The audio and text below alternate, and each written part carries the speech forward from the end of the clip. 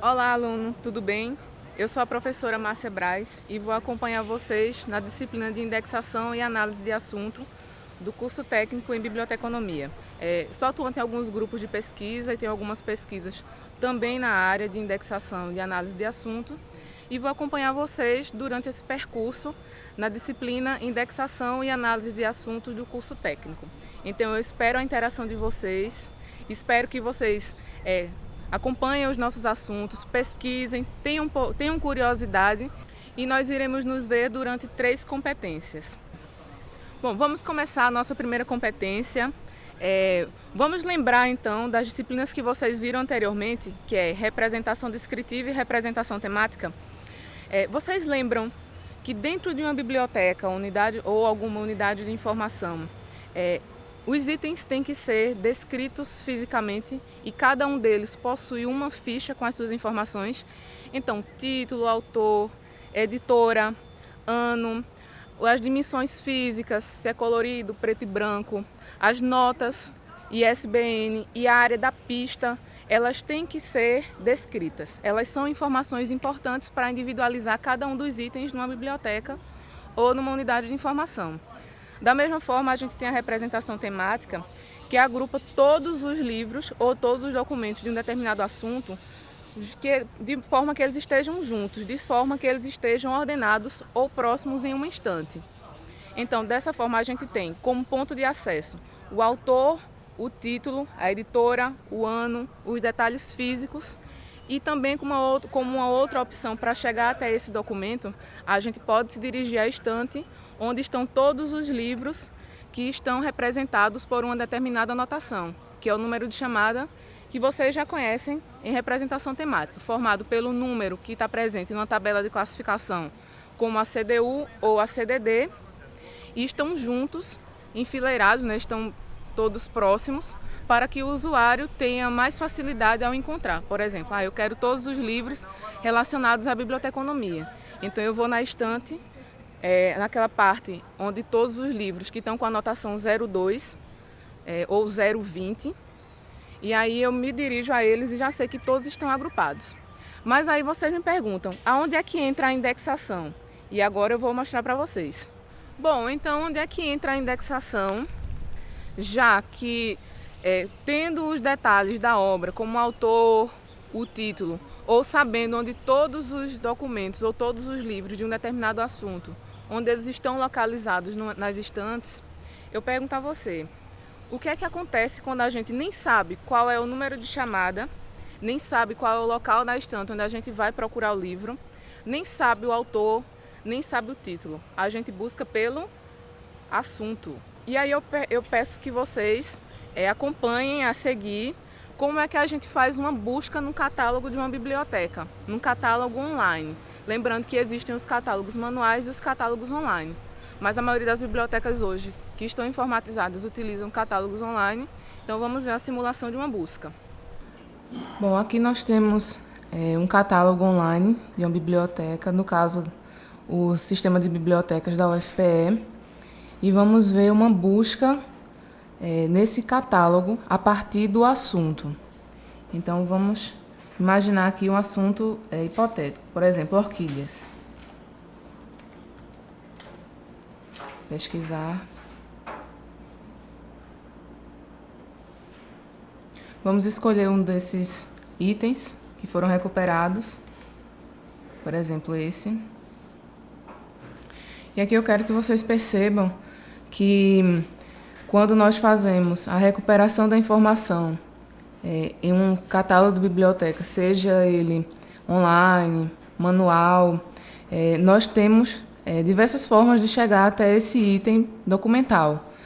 Temos o autor, o título e também os assuntos. Notem que tanto o autor quanto o título são pontos de acesso, assim como cada um dos termos que nós utilizamos para fazer a indexação. Então, se eu pesquiso por um dos assuntos, cada um desses assuntos se tornará um ponto de acesso, assim como o autor e o título. Então, observe que numa ficha catalográfica nós temos a síntese tanto da representação descritiva da representação temática e da indexação, que todos fazem parte do ciclo do tratamento documental. Então, quando nós temos a ficha catalográfica, o resultado, isso vai se configurar como formas também de chegar até aquele assunto, não só apenas a representação, mas como pontos de acesso para ajudar o usuário a chegar até aquele documento. No outro caso, aqui, como outro ponto de acesso, nós poderíamos incluir a URL do vídeo, um link de uma imagem, para completar a descrição física, mas também seriam novas formas de chegar até esse documento. Eu quero que vocês entendam, realmente, observem, que a indexação, cada um dos termos que nós utilizamos para representar, vai se configurar no novo ponto de acesso. Então, se eu coloco 2, 3 assuntos, então nós teremos mais 2 ou 3 pontos de acesso, já acrescidos ao título e ao autor, assim como também o número de chamada na estante. Percebeu, então, como é importante que tanto a representação temática, a representação descritiva e a indexação estejam trabalhando juntas? Então, veja, observe que tanto esses 3 pontos, representação descritiva, classificação e a indexação, elas fazem parte de um ciclo documentário, que é o tratamento da informação. Acontece que para fazer a indexação, que é quando a gente busca pelo assunto ou busca por palavras-chave ou termos, o trabalho do bibliotecário, o trabalho do técnico, na hora de fazer essa representação, parte justamente da leitura. E essa leitura não é aquela leitura literária, a leitura linear que a gente faz com o livro, que a gente começa do início ao fim de um livro inteiro. Imagina só uma biblioteca com 500, 600, milhares de livros para fazer a leitura. É impossível, não tem como a gente fazer esse tipo de tratamento. Então, para fazer a busca por palavras, por partes representativas do livro, do documento, da peça museológica, que deem pistas do assunto, para que a gente traduza em termos, traduza em assuntos, é necessário fazer a análise documentária. Eu quero que você guarde esse conceito, porque nós vamos tratar nisso em outras competências, certo? Então, percebeu que para fazer a análise de um documento, para fazer a análise do livro, o bibliotecário ele deve ser também um bom leitor, um leitor atento e não um leitor tradicional. Por quê? Porque o bibliotecário, técnico em biblioteca, tem um olhar direcionado, tem um olhar mais trabalhado para ir em partes representativas do conteúdo, para ir em partes específicas que vão dar mais dicas de quais os assuntos vão ser tratados, de quais os assuntos são abordados pelo autor. Então, quando nós fazemos a leitura documentária, a gente vê tanto as questões físicas, como autor, título, ano de publicação, qual é o formato daquela obra, se é um livro, se é um artigo, se é uma enciclopédia, um dicionário, enfim. E também ver qual é a intencionalidade do autor e quais são as ideias, qual é o núcleo temático que ele vai trabalhar nessa obra. Então, a identificação dos assuntos vai servir tanto para a indexação, que é quando a gente vai atribuir os termos, atribuir os descritores, tanto para fazer a classificação, que é a representação temática, que é quando a gente estabelece um assunto e faz a busca na tabela de classificação pela notação correspondente. Agora, diferente da classificação, que a gente já tem sempre um número fixo, a indexação vai usar sempre termos que estejam de acordo com o vocabulário da pessoa que vai buscar aquela informação. Por exemplo, se eu tenho uma biblioteca pública, então eu vou ter um público bem variado, eu vou ter usuários variados. Se eu tenho uma biblioteca de uma universidade, uma biblioteca de um centro de pesquisa, eu vou ter usuários especializados. Então o vocabulário vai ter que mudar também. Então eu quero que vocês percebam, que vocês entendam que o termo que vai ser utilizado, as palavras que a gente vai escolher para indexar, elas não podem ser escolhidas aleatoriamente. Ou então a palavra que eu acho mais bonita, ou a palavra que eu acho que seja mais adequada. Quem vai me dizer isso, quais são os termos melhores para eu fazer a indexação, é o usuário. Eu tenho que entendê-lo, saber qual é o seu grau de especialização para escolher as palavras mais adequadas. E também existe uma questão, tanto pelos sinônimos, os homônimos, as palavras que são escritas, que têm a mesma escrita, mas que têm significados diferentes, ou palavras que são polissêmicas, ou palavras que têm um só conceito representado por diversas palavras. Por exemplo, a gente tem as diferenças regionais. Eu posso estar me referindo à macaxeira, a aipim ou a mandioca. Então, qual é o mais correto, se todos são sinônimos, por exemplo? Quem vai me dizer novamente é o usuário. Um outro ponto importante que eu preciso comentar com vocês é que eu espero que vocês tenham percebido que algumas vezes eu falo palavras-chave, assuntos, e eu tenho falado agora de descritores. Então, quem é o quê? Quem é quem? Qual é a diferença de palavra, de termo e de descritor? No caderno da disciplina tem uma tabela que trata exatamente da diferença do que é palavra e do que é descritor ou termo de indexação. Mas eu vou adiantar uma coisa para vocês. A palavra é a unidade de significação que a gente utiliza na comunicação, tanto para escrever e quanto para falar. E a palavra é cheia de significados, é cheia de intenções. Então, às vezes, o fato de eu posso ser sarcástico, eu posso incluir figuras de linguagem. E quando eu trabalho com a linguagem documentária, que é a linguagem utilizada para indexar, que são os termos que eu vou utilizar na minha ficha catalográfica, tem que haver sempre um controle. Se lembra que eu falei que o termo que vai ser utilizado vai ser de acordo com o usuário? Então, esses termos, eles devem vir numa lista de assuntos que foi previamente estabelecida. E isso a gente chama de linguagens documentárias. As linguagens documentárias são as linguagens artificiais que são tratadas, que são listas de palavras especializadas em uma determinada área do saber e que foram eliminados os sinônimos, que foram eliminadas as ambiguidades, e por isso elas são melhor utilizadas para fazer a indexação. Então, a diferença de termo, palavra e descritor é o seguinte: a palavra é a unidade de significação que a gente utiliza no dia a dia, no nosso cotidiano. O descritor são os termos escolhidos para representar um assunto. E os termos, eles estão listados em uma linguagem documentária. Uma linguagem documentária que vocês já conhecem são as classificações documentárias, como a classificação decimal universal e a classificação decimal de Dewey. Mas pode ter também uma lista só de assuntos especializados em uma determinada área do saber, com os termos que podem ser utilizados para indexação. Então, se eu for fazer a indexação e houver uma lista de assuntos, uma linguagem documentária específica para o campo do conhecimento que eu estou trabalhando, eu só posso utilizar os termos que estiverem ali listados.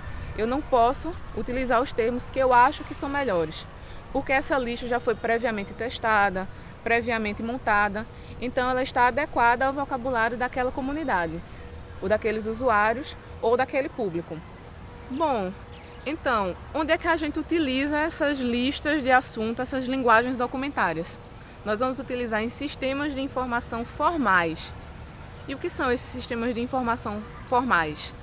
São justamente as bibliotecas, as empresas, os órgãos públicos, que vão primar pela organização dos seus documentos. Então, se eu tenho um sistema que não é formal, como os buscadores da internet que vocês utilizam, a exemplo do Google, não vai existir o rigor na indexação. Eles vão pegar todas as palavras que aparecem no blog, que aparecem na descrição de uma imagem e vão utilizar como termos de indexação. Então, não existe um rigor, e por isso que quando a gente faz a recuperação da informação num sistema aberto, num sistema que não é formal, feito o Google, vem tantas diferenças quando a gente tem os resultados de pesquisa. Então, eu quero que você dê uma olhadinha no caderno e tenha um exemplo com o termo mãos. Vamos dar uma olhadinha, vamos relembrar? Então, agora nós vamos observar como é diferente a recuperação da informação quando nós temos um sistema de recuperação que não é formal, que não se preocupa com a padronização dos termos, em como os usuários buscarão, quais as prováveis palavras que serão buscadas, que serão utilizadas pelos usuários na busca. E aqui eu vou fazer uma comparação para vocês observarem. Então, primeiro eu vou mostrar como a gente faz a busca, como a gente tem diferentes conotações quando nós fazemos a busca, por exemplo, no Google, por um determinado termo. Vou utilizar aqui a palavra mãos. Então, observem só a quantidade de sentidos que vem quando eu coloco uma palavra com diferentes conotações, né? Com diferentes formas de apresentação, de interpretações. Então, eu tenho desde imagens de mãos, mãos dadas, mãos em círculo, mãos para o céu. Eu tenho mão como parte do corpo. Eu tenho mãos como letra de música. Eu tenho mãos como produtos de artesanato feito à mão. Então, observem que quando a gente tem um sistema que não é formal, que não padroniza os termos, que não pensa em como separar cada um dos sentidos para cada um dos termos, né, das possíveis buscas diferentes que esses termos vão implicar, então vai vir uma diferença, uma quantidade de resultados que pode confundir o usuário na hora de ele fazer essa recuperação, né, na hora dele ter acesso aos documentos. Por outro lado, nós temos aqui um catálogo de uma universidade, de uma faculdade. Então, vamos buscar por outro assunto, um bem parecido, por coração, por exemplo. São partes do corpo, né?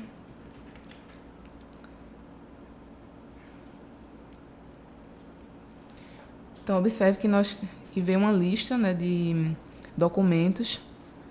Então, a beleza sob suspeita, diretrizes para os testes de esforço e sua prescrição, enfermagem, cardiologia, febre reumática e doenças valvulares do coração, safenando aos safenados, que no caso as pontes de safena feitas no coração. Então, observe que o termo coração, utilizado aqui para a indexação de todos esses documentos, eles têm um único sentido, mais ou menos. Então, temos tanto voltados para a área médica, né, de enfermagem, educação física, fisioterapia, que são os cursos que tem nessa faculdade Osman Lins, que fica em Vitória de Santo Antão. E temos também um livro que fala sobre arquitetura, sobre paisagens, que tem nessa mesma universidade um curso de turismo. Então, veja que ao colocar um determinado termo, no caso coração, existe uma intenção de dizer qual é exatamente o sentido que esse termo é colocado. Então, observem que termo já é diferente de palavra. O termo existe uma intenção na hora de fazer a representação. Por exemplo, se eu coloco coração voltado para a área de turismo, por exemplo, não vai vir nada voltado para a área médica. Se eu coloco coração voltado para a área médica, vamos ter agrupados todos os materiais que fazem parte dessa área. Então, observe que quando nós temos um sistema de recuperação e de representação formal, os bibliotecários, né, existe uma preocupação em denominar realmente qual é o sentido para fazer a representação e para os quais para esses termos que os usuários vão buscar. Existe uma correspondência adequada para que não venha diferentes sentidos para que o usuário faça a busca desse documento que ele precisa. Então, viu só que numa busca na internet, quando a gente coloca um termo qualquer, às vezes não vem com a intenção que a gente procurava. Por exemplo, eu posso ter colocado a palavra mãos para vir desenhos de mãos, mas na verdade pode vir letra de música, pode vir artesanatos feitos com as mãos e uma série de outras conotações, né? Uma série de outras possibilidades que não são exatamente o que eu imaginei no início da minha busca. E isso é um problema. Mas eu quero que você veja, que você perceba que o rigor da informação, de como ela vai ser tratada, de como ela vai ser apresentada, ela fica mais nas unidades de informação, nos sistemas de informação fechados e formais, que existe um controle, que nós sabemos quantos itens tem para recuperar, quantas fichas existem, que foi feita a descrição física, que foi feita a descrição de conteúdo. E também a representação da informação, a gente pode trabalhar a indexação em casa. Um exemplo que eu dou para vocês é os arquivos que a gente tem nos nossos computadores. Então, a gente tem imagens, tem sons, músicas, arquivos, em PDF, em Word, em Excel. E para ficar melhor, para representar, nós sempre nomeamos esses arquivos. E é possível fazer a busca no campo pesquisar, que existe nos sistemas operacionais. Então, a indexação está em todos os lugares. Para a gente buscar um item, para buscar um documento, para buscar um determinado item documental, nós utilizamos sempre o assunto. Isso está em todos os lugares. Então, não tem como fugir da indexação. Então, se vocês quiserem ver outros exemplos de como a indexação está sempre presente na nossa vida, tanto em casa quanto nas empresas e em diversos lugares, eu convido vocês a lerem a competência 1 do nosso caderno. Prestem atenção, se tiverem dúvidas, nos procurem nos fóruns da disciplina e também no nosso grupo no Facebook, que logo nas próximas competências eu vou ter alguns desafios e algumas dicas para vocês. Até logo!